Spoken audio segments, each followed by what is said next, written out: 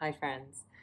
This is a video that I wanted to make specifically for people with a trauma background in regards to this moment in time where we're seeing protests and a lot of people are speaking up about the murders of Breonna Taylor, Ahmaud Arbery, and George Floyd. And I've seen a really big divide in my personal social media feed of people who are willing to speak on it and people who are not. And I've also noticed that the people who are not generally are also people with a trauma background. And I just wanted to talk about that because I understand that a trauma response generally a lot of times is silence. Um, and for me growing up, I was beaten a lot. And I remember at first, I would scream. And people would walk by and either hear or see me being beaten by another adult, and they would keep walking. And when that would happen for me, what their silence told me is that I didn't matter and my environment was not safe. So, what I started doing was starting to silence myself. I would stop screaming during the times that I was beaten, and I learned to suppress my feelings and be silent. Um, so I know what it's like to be in a moment where I need help. I need someone to tell me that what's happening is not okay. I need someone to see the atrocity of what's happening to me and be like, you need help. Let me help you. This is unfair. This shouldn't be happening to you.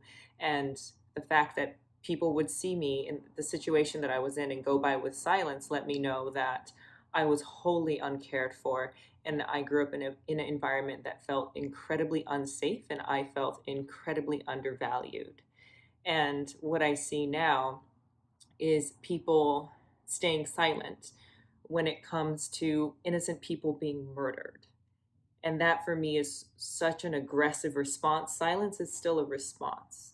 And when you are silent on topics like this, where it's very clear that these are innocent people and this should not be happening, but if you haven't worked through the trauma response of being silenced in response to your own oppression or the own injustices that were done against you, you continue that cycle of allowing other people to not feel safe in their environment, and your silence contributes to that.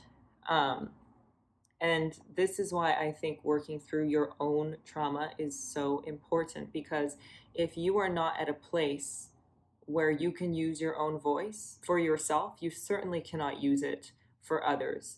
But it's important to make a safe space for yourself.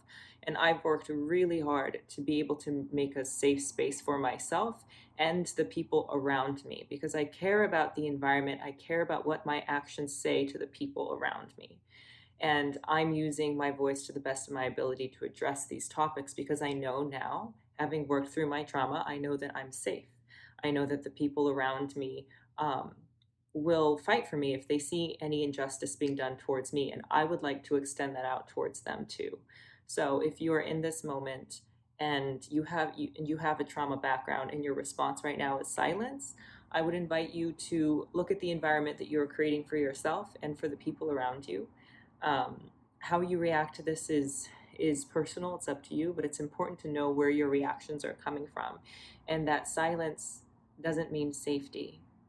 Silence can mean a lot of things. Sometimes it can mean suppression of yourself. Sometimes your silence will directly contribute to the oppression of other people around you.